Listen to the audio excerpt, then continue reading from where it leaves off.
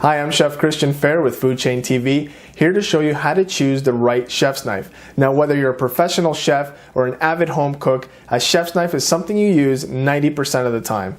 So the first thing I'd like to do is show you all the different parts of a chef's knife, and once you know this, choosing a chef's knife will be a lot easier, okay? So this is your classic chef's knife. You can see the spine is pretty much straight. It's got a curved blade on the bottom. Okay, and it's got a handle that's shorter than the blade. Okay, so that's the kind of a description of what a chef's knife looks like. All right, so this down here is the blade, spine, this is the tip, okay, this is the heel. Now the distance between the handle and the heel is called the bolster. All right, I want you to remember that because that's actually really important when you're choosing a chef's knife.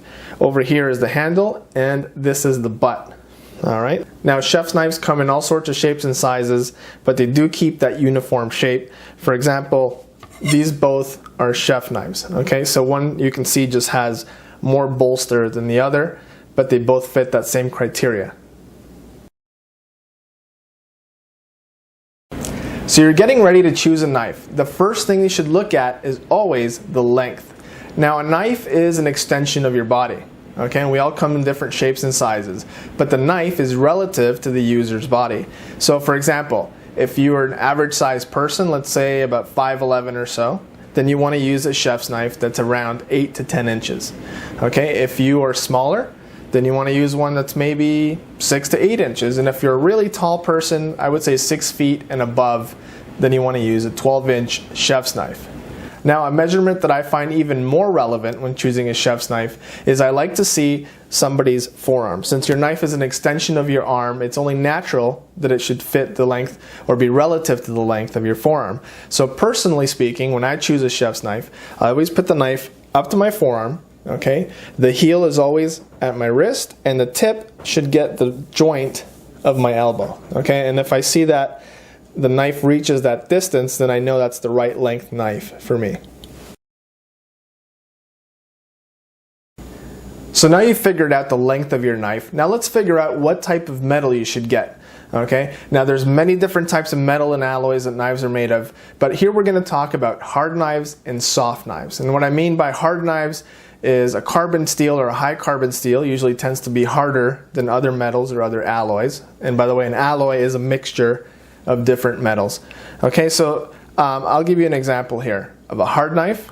All right, this is a high carbon blade, and what I do to test this out, if you don't know all the specs of a knife, it's really easy to just put it down on a board and see how flexible it is around the tip. Okay, so I'm going to push down on my knife, and I can see that it's not really flexible. Okay, and then over here I have a really cheap chef's knife, okay, that's made of really a soft alloy, and when I put it down on the board and I push on it, I can see that it really flexes. Okay, and that's a soft metal or a soft alloy. Okay, so now you've determined how to tell whether a knife is hard or whether a knife is soft. And what does that mean to you? Well, it means this: a hard metal, like a high carbon steel, is harder to sharpen, but will hold an edge longer. Okay, whereas a soft metal knife is really easy to sharpen, but you have to sharpen it more often. Now, as a professional chef, I don't want to spend all day sharpening my knives. I certainly don't want to sharpen my knives every hour or so. So I tend to use hard metal knives more than I do the soft metal. Now, if you'll remember earlier, I talked about bolster. Okay, bolster being the distance between the handle and the heel of the knife. Okay, and why is that important? Well, I'll show you.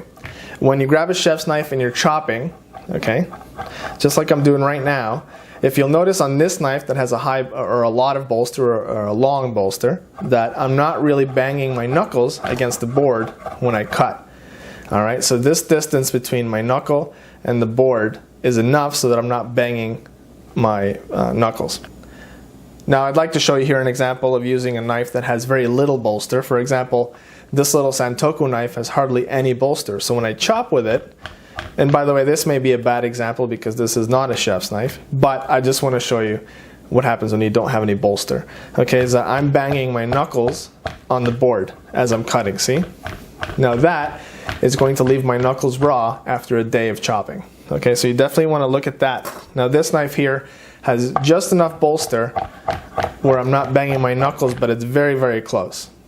Alright, so you've got your knife and you've looked at the length and you've chosen a kind of metal, hard or soft, and you've paid attention to the bolster distance so you're not going to bang your knuckles raw on the cutting board. So then really what's left? Well, do you go by reviews or do you go by, well, the most expensive knife must be the right knife?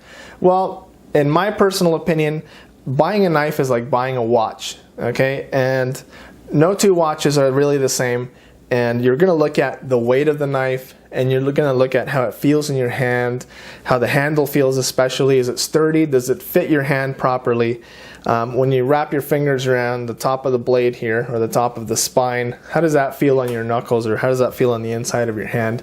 So you go through all these things, and it's a really personal preference. Okay, if the knife feels right in your hands, and if you chop with it and it feels right, then buy it. Well, I hope this video has made you a little bit smarter when it comes to choosing a knife, and I hope that you go out there and find the perfect chef's knife for you. For more videos, recipes, articles, please visit foodchaintv.com, and if you're watching this on Facebook, don't forget to subscribe. Until next time, I'm Cristian Feher.